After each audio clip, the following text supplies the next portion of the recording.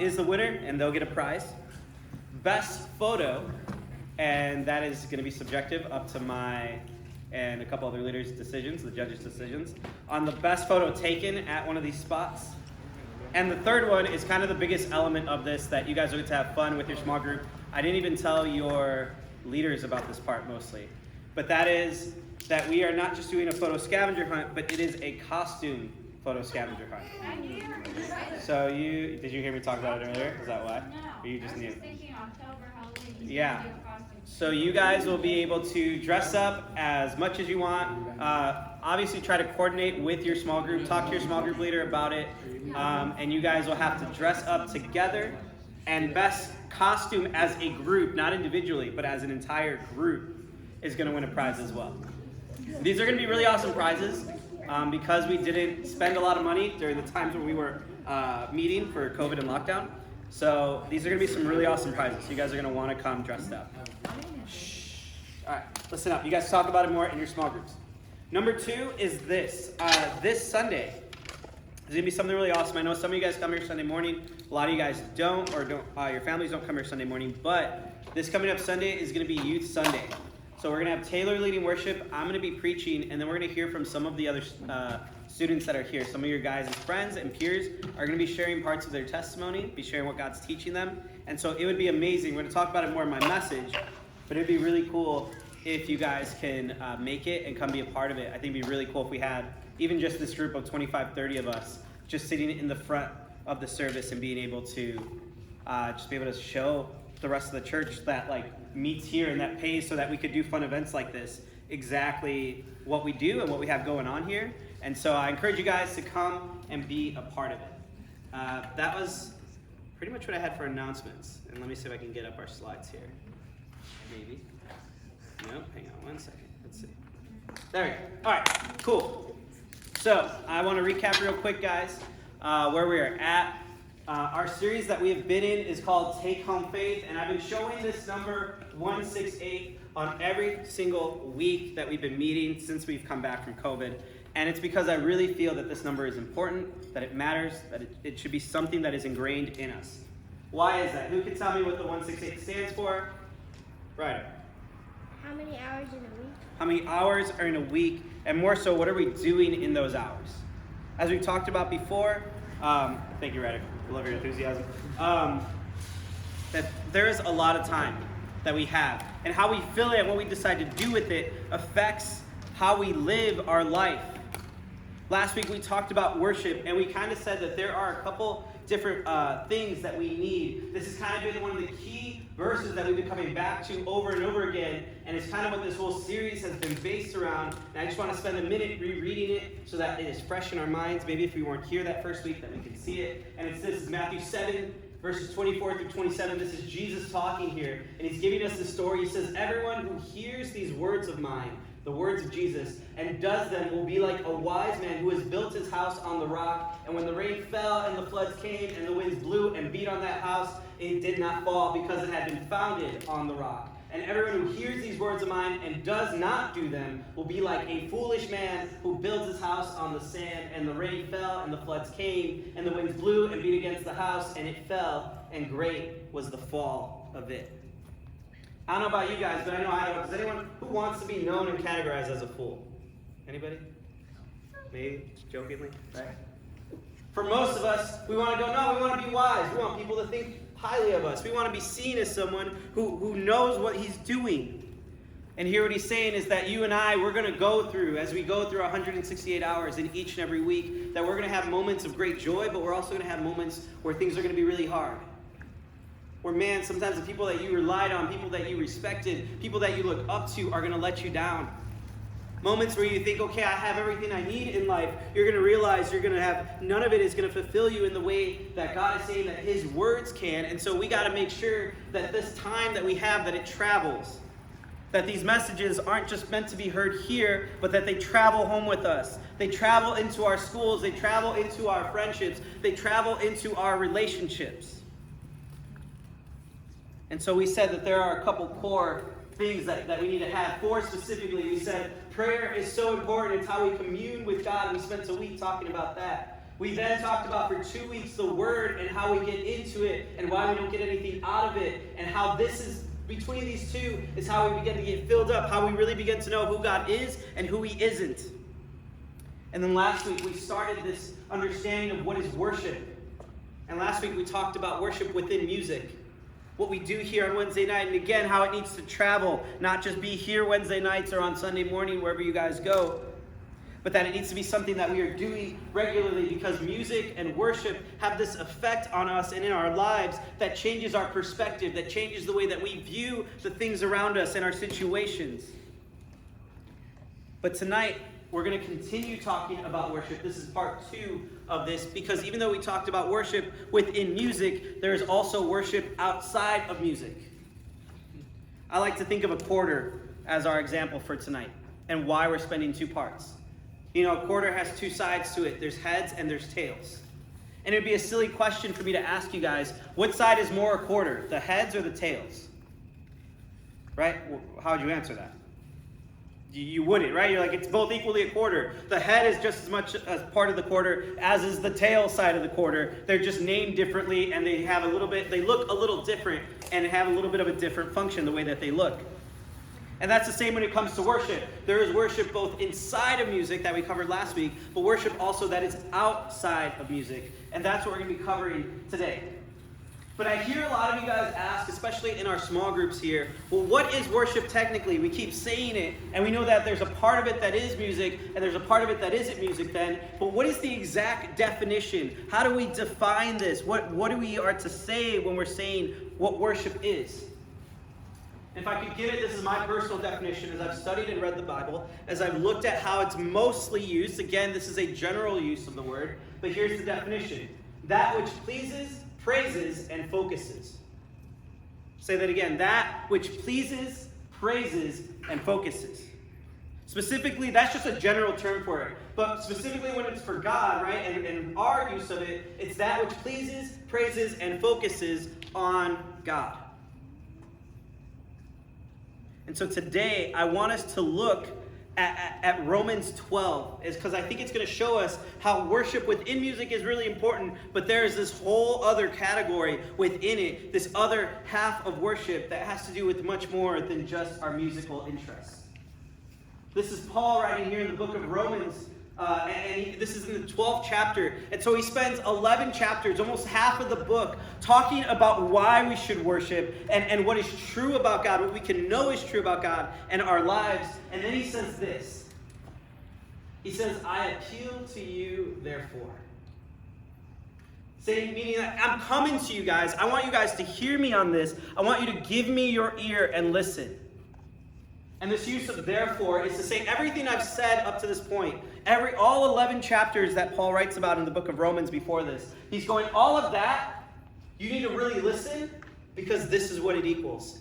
This is our response. He says, brothers and sisters, by the mercies of God, to present your bodies as a living sacrifice, holy and acceptable to God, which is your spiritual worship. Do not be conformed to this world, but be transformed by the renewal of your mind, that by the testing you may discern what is the will of God, what is good and perfect and acceptable.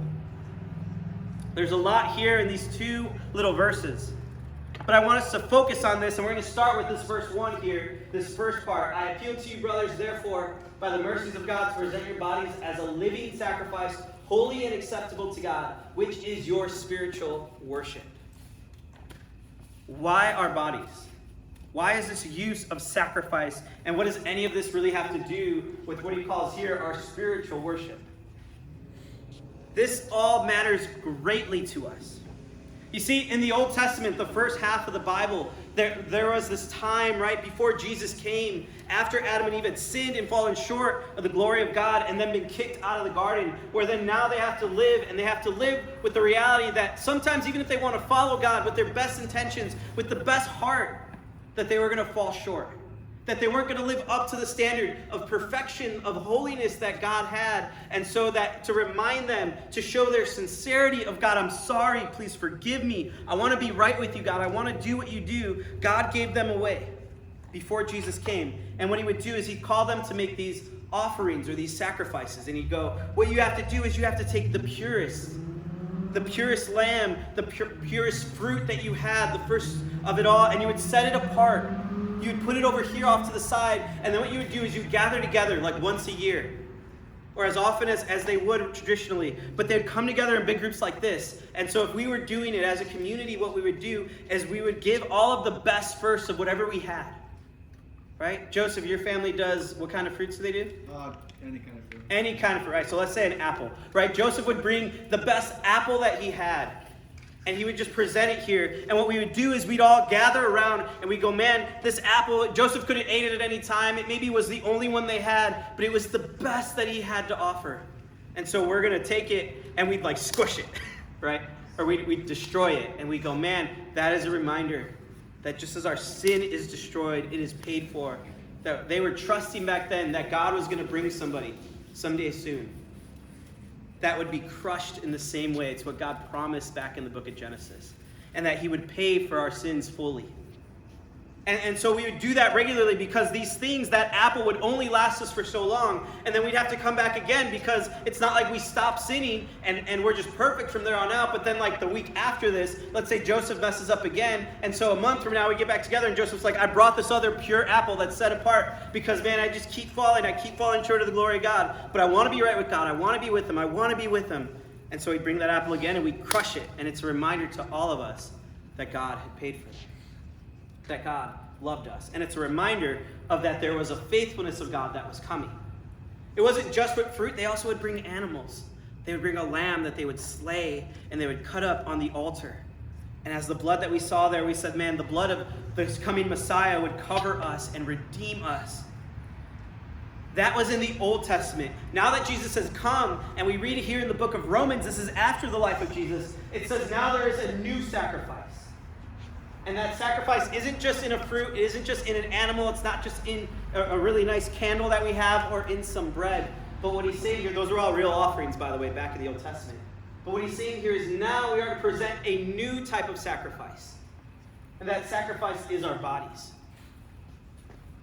And it wasn't that we come, right? Because there's a lot of cults and weird things you guys probably have heard or seen on the internet, right? Where they're like, oh man, they kill this type of people or they do this as a sacrifice or as an offering. But he says you are to present your bodies, but not to die. You're not going to put them on the altar in place of the apple or in place of the lamb because Jesus already did that fully. But we still are to present our bodies as a living sacrifice. That is what God is saying now, is that you and me can now continue. We don't need to keep bringing these sacrifices over and over, but now we are to have a living one with our bodies. See, these physical things that were represented in the Old Testament spoke about a spiritual truth, that God would redeem us, that God would save us, and that we messed up, that we fall short, and we need redeeming. Now, he says that we are called to worship with a body, with our bodies. See, and here's the thing I want to mention and make sure that as we continue to define this in worship, I get this all the time. A lot of you guys know I do a lot of, like most of my ministry, even outside of youth group stuff and church stuff here, I do online. And so I'll do it live, and while I'm streaming or talking with people, I always get this question. Doesn't matter, pick a topic or a category of any type of sin, and they'll go, hey Jay, hey pastor, like I've been dating this girl, and I really like her. And so I want to know, like, what can we do, that doesn't cross the line of sin, but like, I also can show her how much I like her. Like, if I do this, like, is that crossing the line, or where's the line? Or people who, have anger problems go, man, I struggle with anger, but I didn't say this. Like, where's the line? When am I officially too angry that I sin and mess up, or I don't? Or how about this one? This might connect with a lot of you guys. Like, hey, my parents, they just don't get me. And I know the Bible says to respect them and to love them and to honor them. But really, how much do I have to respect them? Like, if my parents come home really grumpy, if my mom says something really stupid, if my parents, like, ground me, like, how much do I have to respect them? Where is the line? And I'll tell you guys that mindset is one of the worst we can have.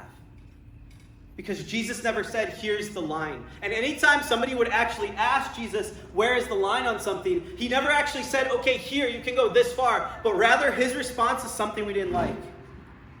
When they asked him, hey, Jesus, where's the line for where me and this girl can go? You know what he said? Even thinking about those things is considered a sin.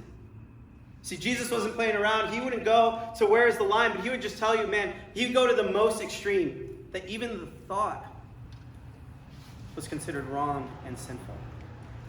And so we should go so far the other way, and that's what he's doing here when he says that our worship, where's the line? Like, we might think like, okay, what is technically worship? Is it just when I'm singing? Is it when I have my hands like this far?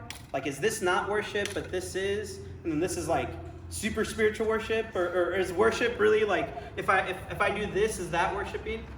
Or is it only when I really go down here and do like the double knees, that then I'm worshiping God? Where is the line? And I'll tell you guys that is one of the worst questions we could ask. Not how little can I do to get by, but rather, how much more can I do? God, how else can I worship you? And that is going to be the response that I hope we hear coming out of tonight. And the question that we ask ourselves over and over again. Not how little, but how much more can I do for you, God? He gives us three things here when he says when it comes to our bodies. And our bodies is really important because I want you guys to think about this. And I challenge anyone to answer this. Is there anything we can do that isn't connected to our bodies? Anything, right? Eating, sleeping, anything in between there? Like, you can say, like, okay, technically you can sleep without your body or dream without, but that's still your brain processing memories that you've had, faces that you've seen, right? So that's using your body. Eating, literally, you're using your arms, you're digesting things in your body. Can you think of anything that you or I could do without our bodies? No, right? Like, you have to. Even the most detached things require us to use our bodies. Like, okay, I'm going to watch a movie. Dude, you're using your eyes. All right, I'm just going to spend some time scrolling on my favorite app. Dude, you're using your thumbs. Right? There is no detachment from our bodies as long as we are here on earth. And so Paul is saying here that we present our bodies, everything and anything we do, and he gives us three things here. The first one is a living sacrifice. That is to say that it's not dead. Remember I told you in the Old Testament, they'd gather together at the temple, they'd gather around a priest, and they would squash the apple. Like, how useful is that apple then after that?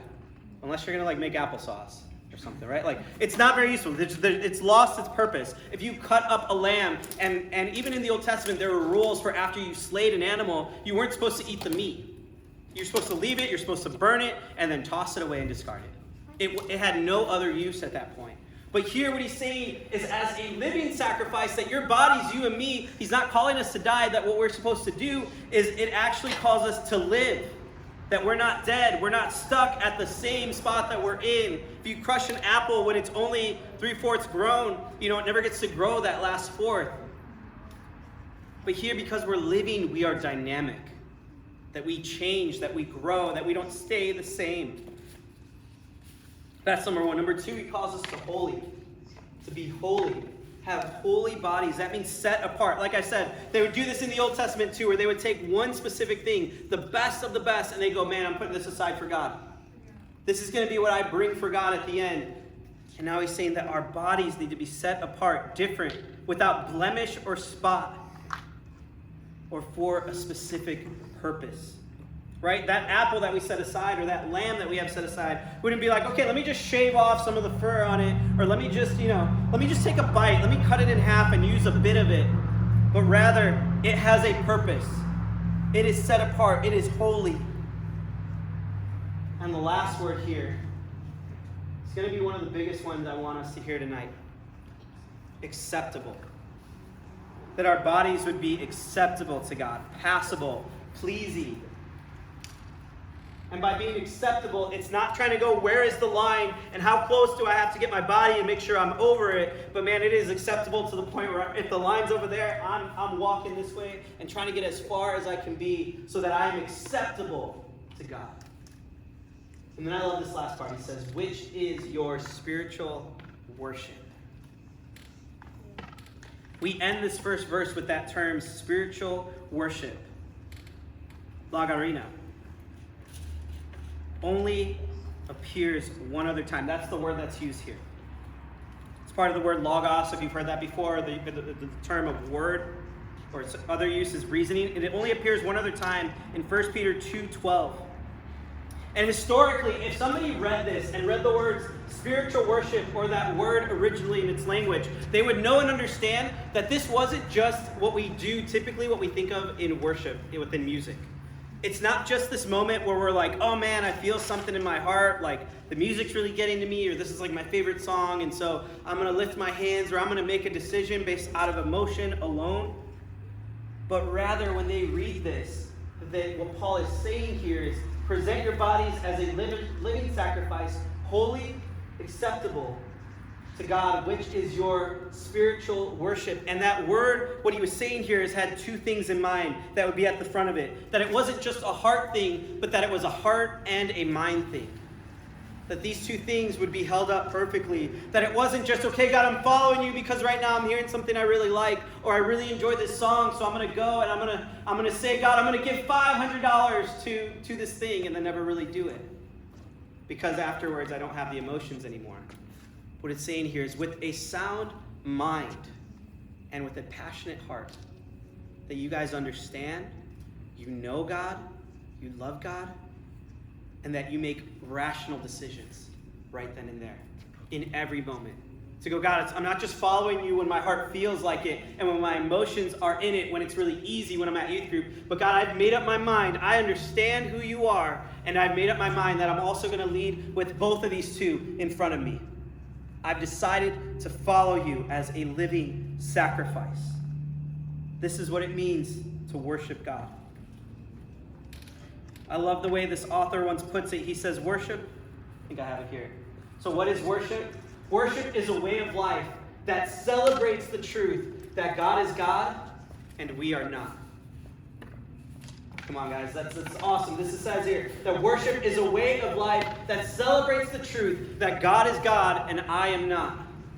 That's what it means, that when we take the heart of what our emotions say and what we hear, man, God loves us, God cares for us, he died on a cross for us, but then also realizing the rational truth that means then that if he's Lord, it's not just Lord of the moments that I'm really emotional or feel really invested about God, but it's also the reasoning that even when I don't feel like he is, that God is still God and I am not. And so I live my life in that way. And that is worship. Going back to this verse, we get to verse 2 here. This is where I want to close with us tonight. He says, do not be conformed. He's telling us this is what we are to do. Now he's going to help us understand how to do it a little better. He says, do not be conformed to this world, but be transformed by the renewal of your mind, that by the testing you may discern what is the will of God, what is good and perfect and acceptable. Starting back at the top, he says, do not be conformed to the patterns of this world. Can I tell you guys, this used to be my old youth group when I was your age, and I first got saved. This was like the youth group verse. Do not be conformed to the patterns of this world. And what they used it as and what they meant by is, don't like anything that the pastor doesn't like. My pastor is like a big football guy. And so I remember anytime we wanted to play like a game or play a video game or watch a movie or do anything like that, he'd bring up this verse and go, guys, do not be conformed to the patterns of this world. He kind of like smack our hands, almost like if we reached out like, oh, that looks really nice. You're like, no! You cannot enjoy movies. You cannot enjoy video games. You cannot enjoy because the world likes those things. And I would never get it because he'd yell at us and we'd be like, okay, I guess I can't like Apple products or I can't like these movies or anything. But then he'd go and he'd join in a bunch of other people who would love football and he'd be shouting. He'd be the loudest person there. And he'd shout and be a part of it. And so there kind of seemed to be a double standard, but that's not what this verse is actually saying. Do not be conformed to this world, but be transformed by the renewal of your mind, is what it's saying is not that you can't enjoy things in this world. In fact, my case tonight is that whatever you enjoy in life, that's not a bad thing. God gave you a heart and a passion for a reason, for the things that you enjoy. Whether that's sports, whether that's movies, whether that's video games, whatever it may be, that it is okay to have a passion and likes for things. What this verse is saying then is do not be conformed to this world, that there are going to be things within our passions, which in the things that you and I enjoy, that people are going to look at and go, man, if you really like this thing, man, come over here and come do this. Man, if you're a real fan of whatever it is, then you're going to come and you're going to spend 24 to 48 hours researching this, obsessing over this, believing that your life is not complete unless you have blank. This is what most like commercials do, right? Like on YouTube channels now. Like, how many guys actually like own a TV? I'm guessing like none of you, right? A few of you, maybe. How often do you actually like watch cable on it? Is what I'm asking. Like never, right? Like, oh, okay, like 2, 3, maybe, right? Like very, very rarely. But we all know what a commercial is. That's I'm getting like sidetracked here. And commercials typically try to show you things, right? Specifically more like on YouTube, they kind of target you to like whatever your interests are. And they'll be like, coming soon in October, like this thing. You're like, oh man, like I want that thing. Like I can't live without, right? They'll try to convince you, you cannot live without this thing. It is the greatest thing in the world that you could ever have. And the world will try to sell you to conform, to go, man, my life isn't complete without it. It's not that you can't enjoy things, it's not that you can't have passions, but that we allow things to just be things and go, okay, like that's okay. But that as we enjoy things in our world, to not be conformed, but to be transformed. That what I would argue what you guys need to do is whatever passions you have, whatever things you enjoy, to go, not how do I do this less so that I'm not sinning, but rather how do I invite God into the things that I enjoy doing? How do I invite him to be a part of what I like? How do I invite God to join in on what we have going on right now, the fun that I get to enjoy? How can I bring him glory? How can I make it, because my body's there, right? Whatever it may be. But how do I make this a living sacrifice? How do I make this holy and acceptable to God? And we continue to be transformed by the renewal of your mind. See, watching TV or watching a YouTube ad isn't, okay, man, this ad, watching YouTube or watching TV shows me ads, and these ads make me desire these things. So the reality is I just need to cut out YouTube. No, that's wrong, because then you're just going to replace that with something else. But rather, our thinking and our thought across the board needs to be changed and renewed. It needs to be reset and go, man, I could see this ad and know that it's not going to tempt me. I can see these things and know that that is a lie, that these things that promise me all the joy, love, peace, and completion of life will not be found in this makeup set. It will not be found in this next video game. It will not be found by just upping the quality of my photos or my videos or whatever it may be and go, man, what's going to improve my life instead is if I take this passion that I have and I incorporate God into it. That is how we live as living sacrifices. He goes on to say this as he closes. That by testing you may discern what is the will of God, what is good and acceptable and perfect. Understand that as you do this, if you guys choose and say, some of you guys raised your hands and said, I need to get back right with God. I need to actually worship him. I need to incorporate him into my life. But that as we begin to do this, both in music as well as the other aspects of our life, you will be tested. That if Dylan says, hey, I really need to follow the Lord, and I need to rep him well in football. I have a passion for it, I'm good at it, and I need to show across the board. I played football. Anybody else know football players? Like, they need Jesus a lot of times. Right? Right? Can I get amen on that, right? And so Dylan's going to go, man, I'm going to incorporate God into this. I'm going to be different. I'm going to be set apart. I'm going to be holy. I'm going to be a living sacrifice among my football team. I'm going to find other guys that want to pray, that want to get together, that want to do this. But I promise you that as he does that, and as you do it in your categories, you will be tested. The enemy will come along, and they'll probably go like, Dylan, not everybody likes that you talk about Jesus. It's going to be kind of hard. People are going to look at you a little different. Maybe give you the side eye. You might not get invited to the same things. I've experienced this in the creation world. Seeing that I could have been a lot further, a lot faster, if I just stopped talking about Jesus. I get messages from people all the time going, Jay, we love your stream. We love your content. I've had companies full on. G Fuel, if you guys know who that is. Logitech. Other companies that go, man, we'd love to take you on. You have a great personality. We think you're a good spokesperson. But you got to stop talking about Jesus. They've offered me money. They've offered me partnerships. And I've had to turn those things down. Because I know that if I had those things, although there's the things that people claim for, that they desire so much, if I had that, I still wouldn't be complete. I promise you that in that testing, you'll see that. And I pray and hope that you guys choose to say, I'm going to stand with the Lord and not be conformed to what the world tries to offer me. But I'm going to say, God, to be transformed, to be renewed in my mind. Now, as we do that, guess what? This will help us. Remember how we said there were three things up here: a living sacrifice, holy, and acceptable. How do we do these things well? It's done in the testing. And when we do that, as we are tested and as we see God, okay, I'm trying, I'm doing this, we know, are we doing what God wants us to do? Are we worshiping God? It's not a matter of where are our hands, but it's by how do we do in our testing. That by testing, you may discern what is the will of God, what is good, acceptable, and perfect. The only way you and I will know what are these things is if we allow ourselves to be tested. But you guys got to get in the classroom first and foremost. You have to be willing to incorporate your passion into your worship. There's a temptation, though, that as we gather together, as we do this regularly, especially if you've been coming to here for a while, or you go somewhere else on Sunday morning, look at these words that Jesus has. We're going to skip this right now. Here we go. Here's this warning that Jesus gives. Because there's a lot of people at the time, they were honoring him. They were saying, God, we love you. Jesus, we love you. You're really awesome. And they were just coming for the miracles. They're coming to see something really cool, like a Chris Angel magic show.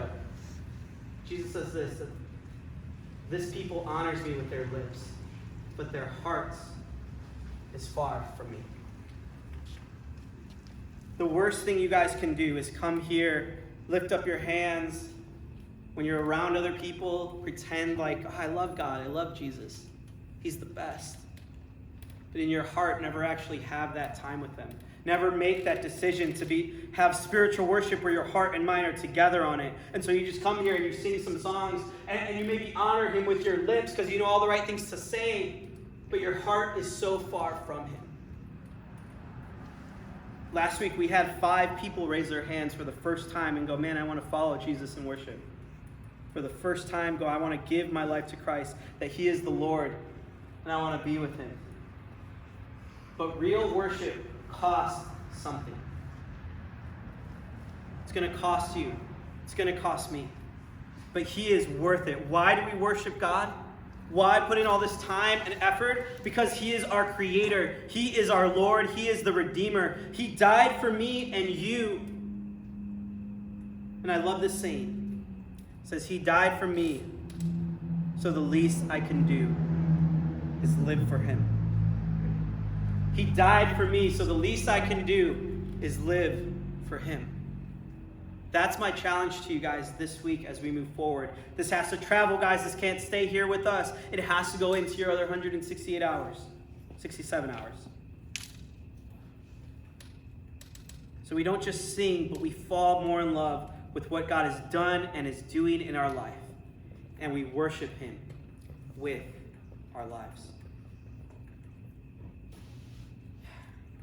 That's what I have for tonight. But know that if you choose to do this, it's not always going to be easy. Real worship costs something. We're going to go into small groups for a little bit here. I know we kind of ran a little long with the pizza and stuff, but I want to spend a few minutes in small groups. And I want to ask you guys one thing. You can ignore that, but this has to travel, guys. This has to go with us. This Sunday, as I mentioned at the top, we're going to be doing a Youth Sunday. It's going to be an opportunity for all the people that come here regularly and that put money so that we could have chairs, that we could have lights, that we could have a TV screen that we could look at, that we could have Bibles, and that we can keep talking and sharing the Gospels with other people your age. Can see what has been going on here. I am so proud of each and every one of you. What we've accomplished, like how much time we put into prayer. Your leaders that are here that give their every Wednesday to be here to help set up and tear down, to get here way before any of you guys get here and to stay way later than any of you guys stay. And so my ask is, if you're on board, if you're ready to show up on Sunday. Each leader is going to have a different kind of task, and they're going to be involved in helping in some way to serve. And what I hope you guys do is that you want to serve with us. Like I said, some people even here are going to be sharing with others what is going on in their lives, what God has been teaching them. And I would love for us to come together as a community, as we talk next week about community, to just be able to worship well, That we'd be sitting in the front, or we meet in the back over here, but that we'd be meeting in the front, and that we'd all be together and just worshiping God, going, man, we're ready. Even if the adults aren't with us, my hope would be that, as Paul wrote to Timothy, that no one would look down on you guys because of your age, but that we would lead an example. Man, I don't know about you old people, but we're worshiping Jesus. We're here. We're ready to sing in music, and we're singing in music because we've been living for Him in worship outside of music. This has to travel with us. So that's what I want to pray. If you guys would love to be a part of that, we need people to help pray with others on Sunday morning. We need people to help greet people as they come in Sunday morning. We need people that are just going to be around and be active and help lead in worship, even if you don't play an instrument, to say, we're going to worship. That you are just as much a part of the worship team as the people playing these instruments and singing the songs. I would love to see you guys there. And if you really feel like that's something you want to do, talk to your small group leader. Come talk to me, and we'll make sure we find a spot for you. But let me pray, and then you guys can go off to your small groups for the next few minutes. Dear God, I just pray and ask that, Lord, you would help us to see both sides of this reality of worship. That, God, it is indeed within music that you call our hearts, Lord, that you call us to sing as a response to your goodness, but that also outside of music, you call us to have bodies that are living sacrifices, holy and pleasing and acceptable to you. God, would you help us to do that as we get into small groups to talk about what that looks like for us here today? And Lord, as we do that, we would just, Lord, give more of ourselves to you, that we'd want to keep bringing ourselves to you as a sacrifice. God, I thank you so much for each and every student that's here, that you don't call us by accident, but that you continue to lead us, Lord. In your Son's name we pray. Amen.